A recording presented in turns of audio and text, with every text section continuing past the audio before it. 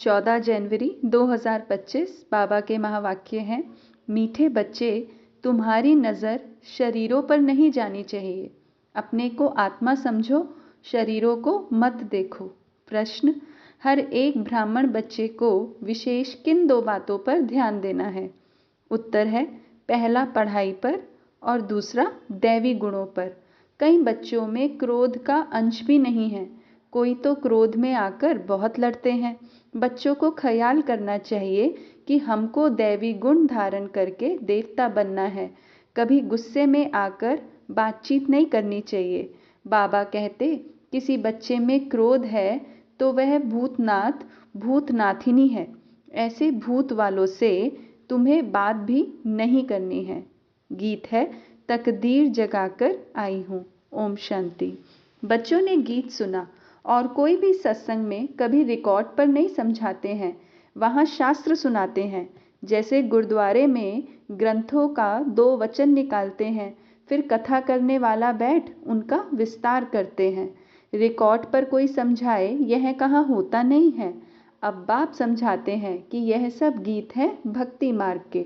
बच्चों को समझाया गया है, ज्ञान अलग चीज़ है जो एक निराकार शिव से मिल सकता है। इसको कहा जाता है रूहानी ज्ञान। ज्ञान तो बहुत प्रकार के होते हैं ना। कोई से पूछा जाएगा, यह गलीचा कैसे बनता है, तुमको ज्ञान है? हर चीज़ का ज्ञान होता है। वह है ही जिस्मानी बातें। बच्चे जानते हैं हम आत्माओं का रूहानी बाप वह एक है। उनका रूप दिखाई नहीं पड़ता है। उस निराकार का चित्र भी है सालिग्राम मिसल। उनको ही परमात्मा कहते हैं। उनको कहा ही जाता है निराकार। मनुष्य जैसा आकार नहीं है। हर वस्तु का आकार ज़रूर होता है। उन सब में छोटे से छोटा आकार है आत्मा का। उनको कुदरत ही कहेंगे। आत्मा बहुत छोटी है जो इन आँखों से देखने में नहीं आती। तुम बच्चों को दिव्य दृष्टि मिलती है जिससे सब साक्षात्कार करते हो। जो पास्ट हो गए हैं उनको दिव्य दृष्टि से देखा जाता है। पहले नंबर में तो यह पास्ट हो गया है, अब फिर आए हैं तो उनका भी साक्षात्कार होता है बहुत सूक्ष्म।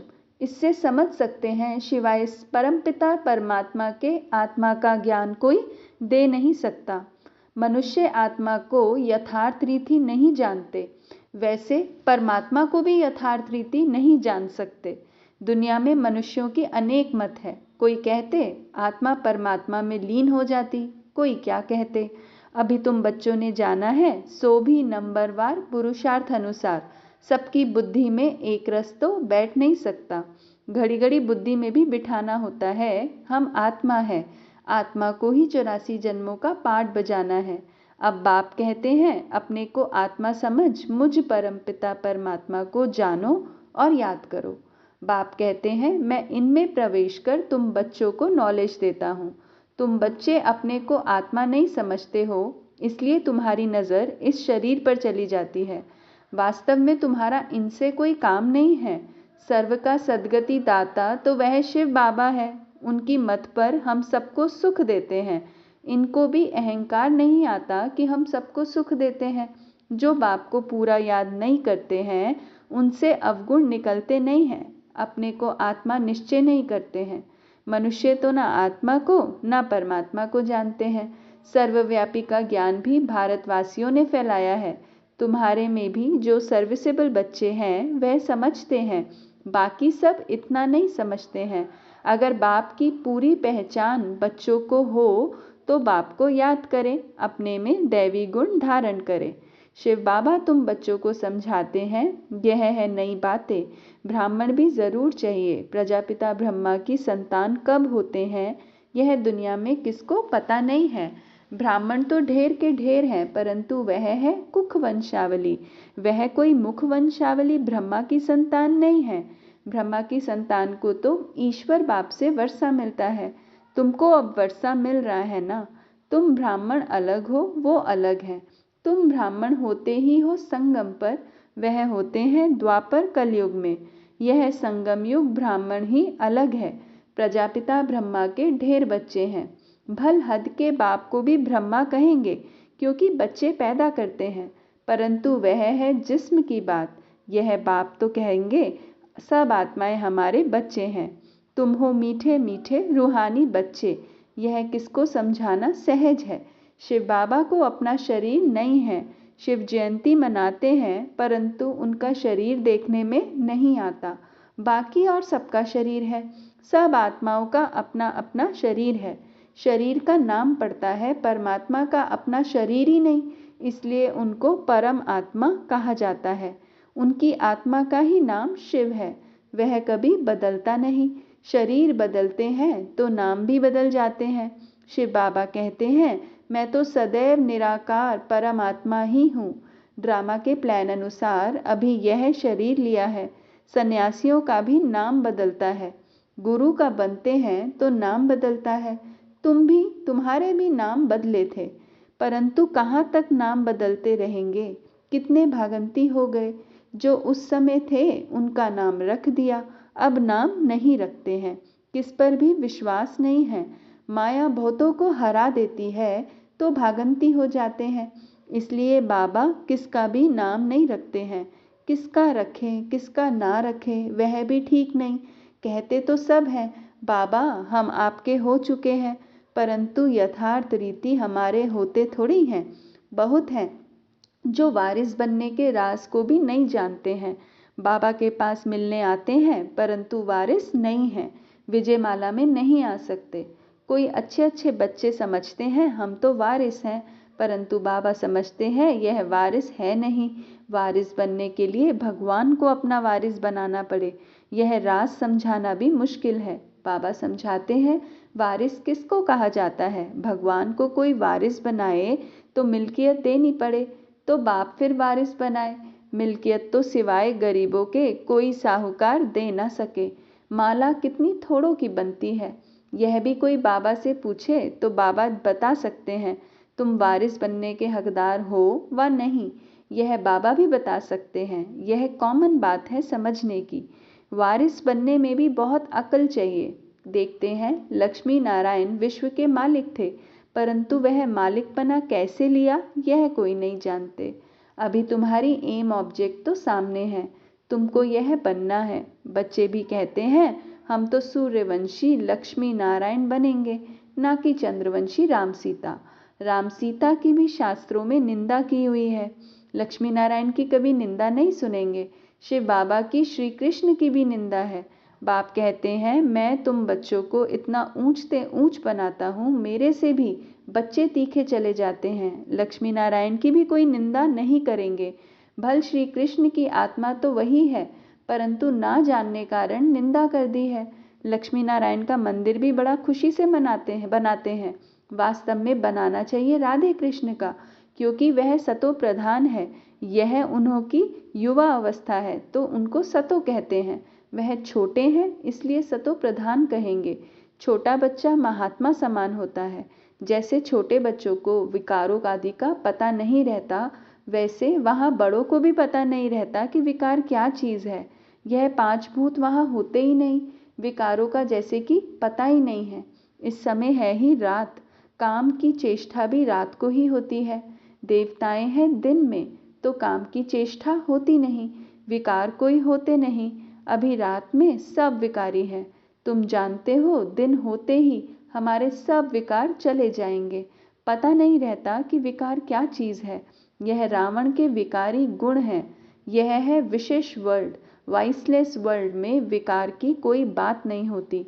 उनको कहा ही जाता है ईश्वरीय राज्य, अभी है आसुरी राज्य। यह कोई नहीं जानते। तुम सब कुछ जानते हो नंबरवार पुरुषार्थ अनुसार। ढेर बच्चे हैं, कोई भी मनुष्य समझ नहीं सकते कि यह सब बीके किसके बच्चे हैं। सब याद करते हैं शिव बाबा को, ब्रह्मा को भी नहीं। यह खुद कहते हैं शिव बाबा को याद करो जिससे विक्रम विनाश होंगे, और कोई को भी याद करने से विक्रम विनाश नहीं होंगे। गीता में भी कहा है मामेकम याद करो। श्री कृष्ण तो कह ना सके, वर्षा मिलता ही है निराकार बाप से। अपने को जब आत्मा समझे तब निराकार बाप को याद करे। मैं आत्मा हूँ, पहले यह पक्का निश्चय करना पड़े। मेरा बाप परमात्मा है, वह कहते हैं मुझे याद करो तो मैं तुमको वर्षा दूंगा। मैं सबको सुख देने वाला हूँ, मैं सभी आत्माओं को शांति धाम ले जाता हूँ। जिन्होंने कल्प पहले बाप से वर्षा लिया होगा वही आकर वर्षा लेंगे, ब्राह्मण बनेंगे। ब्राह्मणों में भी कुछ बच्चे पक्के हैं, मातेले भी बनेंगे, सौतेले भी बनेंगे। हम निराकार शिव बाबा की वंशावली हैं, जानते हैं बिरादरी कैसे बढ़ती जाती है। अभी ब्राह्मण बनने के बाद हमको वापस जाना है। सब आत्माएं शरीर छोड़कर वापस जानी है। पांडव और कौरव दोनों को शरीर छोड़ना है। तुम यह ज्ञान के संस्कार ले जाते हो, फिर उस अनुसार प्रारब्ध मिलती है। वह भी ड्रामा में नूंद है, फिर ज्ञान का पाठ खत्म हो जाता है। तुमको 84 जन्मों के बाद फिर ज्ञान मिला है, फिर यह ज्ञान प्रायः लोप हो जाता है। तुम प्रारब्ध भोगते हो, वहाँ और कोई धर्म वालों के चित्र आदि नहीं रहते। तुम्हारे भक्ति मार्ग में भी चित्र रहते हैं, सतयुग में किसका चित्र आदि नहीं रहता। तुम्हारे चित्र ऑलराउंड भक्ति मार्ग में रहते हैं। तुम्हारे राज्य में और कोई का चित्र नहीं है, सिर्फ देवी देवता ही रहते हैं। इससे ही समझते हैं आदि सनातन देवी देवता ही हैं, पीछे सृष्टि बढ़ती जाती है। तुम बच्चों को यह ज्ञान सिमरन कर अतीन्द्रिय सुख में रहना है। बहुत पॉइंट्स हैं, परंतु बाबा समझते हैं माया घड़ी घड़ी भुला देती है। तो यह याद रहना चाहिए कि शिव बाबा हमको पढ़ा रहे हैं। वह है ऊंचते ऊंच, हमको अब वापस जाना है। कितनी सहज बातें हैं, सारा मदार है याद पर। हमको देवता बनना है, दैवी गुण भी धारण करने हैं। 5 विकार है भूत, काम का भूत, क्रोध का भूत, देह अभिमान का भूत भी होता है। हाँ, कोई में जास्ती भूत होते हैं, कोई में कम। तुम ब्राह्मण बच्चों को पता है यह 5 बड़े भूत हैं। नंबर 1 है काम का भूत, सेकंड नंबर है क्रोध का भूत। कोई रफ टफ बोलता है तो बाप कहते हैं यह क्रोध ही है, यह भूत निकल जाना चाहिए, परंतु भूत निकलना बड़ा मुश्किल है। क्रोध एक दो को दुख देता है, मोह में बहुतों को दुख नहीं होगा। जिसको मोह है उनको ही दुख होगा। इसलिए बाप समझाते हैं इन भूतों को भगाओ। हर बच्चे को विशेष पढ़ाई और दैवी गुणों पर अटेंशन देना है। कई बच्चों में तो क्रोध का अंश भी नहीं है, कोई तो क्रोध में आकर बहुत लड़ते हैं। बच्चों को ख्याल करना चाहिए, हमको दैवी गुण धारण कर देवता बनना है, कभी गुस्से से बात नहीं करनी चाहिए। कोई गुस्सा करता है तो समझो इनमें क्रोध का भूत है। वह जैसे भूतनाथ भूतनाथिनी बन जाते हैं, ऐसे भूत वालों से कभी बात नहीं करनी चाहिए। एक ने क्रोध में आकर बात की, फिर दूसरे में भी भूत आ गया तो भूत आपस में लड़ पड़ेंगे। भूतनाथिनी अक्षर बड़ा छीछी है, भूत की प्रवेशता नहीं हो जाए इसलिए मनुष्य किनारा करते हैं। भूत के सामने खड़ा भी नहीं होना चाहिए, नहीं तो प्रवेशता हो जाएगी। बाप आकर आसरी गुण निकाल दैवी गुण धारण कराते हैं। बाप कहते हैं मैं आया हूँ दैवी गुण धारण कराए देवता बनाने। बच्चे जानते हैं हम दैवी गुण धारण कर रहे हैं, देवताओं के चित्र भी सामने हैं। बाबा ने समझाया है क्रोध वाले से एकदम किनारा कर लो, अपने को बचाने की युक्ति चाहिए। हमारे में क्रोध ना आ जाए, नहीं तो 100 गुना पाप पड़ जाएगा। कितनी अच्छी समझानी बाप बच्चों को देते हैं, बच्चे भी समझते हैं। बाबा हूबहू कल्प पहले मुआफिक समझाते हैं। नंबरवार पुरुषार्थ अनुसार समझते ही रहेंगे। अपने ऊपर भी रहम करना है, दूसरे पर भी रहम करना है। कोई अपने पर रहम नहीं करते, दूसरे पर करते हैं तो वह ऊंच चढ़ जाते हैं, खुद रह जाते हैं। खुद विकारों पर जीत पहनते नहीं, दूसरों को समझाते हैं, वह जीत पहन लेते हैं। ऐसे भी वंडर होता है। अच्छा, मीठे मीठे सिकिलदे बच्चों प्रति माता पिता बाप दादा का याद प्यार और गुड मॉर्निंग। रूहानी बाप की रूहानी बच्चों को नमस्ते। हम रूहानी बच्चों की रूहानी माता पिता बाप दादा को याद प्यार गुड मॉर्निंग और नमस्ते। ओम शांति।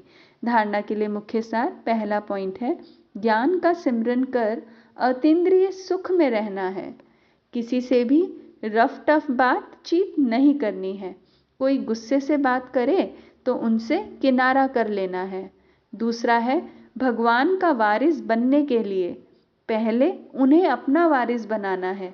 समझदार बन अपना सब बाप हवाले कर ममत्व मिटा देना है, अपने ऊपर आपे ही रहम करना है।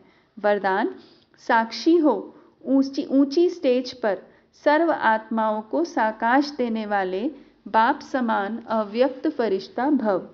साक्षी हो, ऊंची स्टेज पर सर्व आत्माओं को साकाश देने वाले बाप समान अव्यक्त फरिश्ता भव। चलते फिरते सदैव अपने को निराकारी आत्मा और कर्म करते अव्यक्त फरिश्ता समझो तो सदा खुशी में ऊपर उड़ते रहेंगे। फरिश्ता अर्थात ऊंची स्टेज पर रहने वाला। इस देह की दुनिया में कुछ भी होता रहे, लेकिन साक्षी हो, सब पाठ देखते रहो और साकाश देते रहो। सीट से उतरकर साकाश नहीं दी जाती। ऊंची स्टेज पर स्थित होकर वृत्ति दृष्टि से सहयोग की कल्याण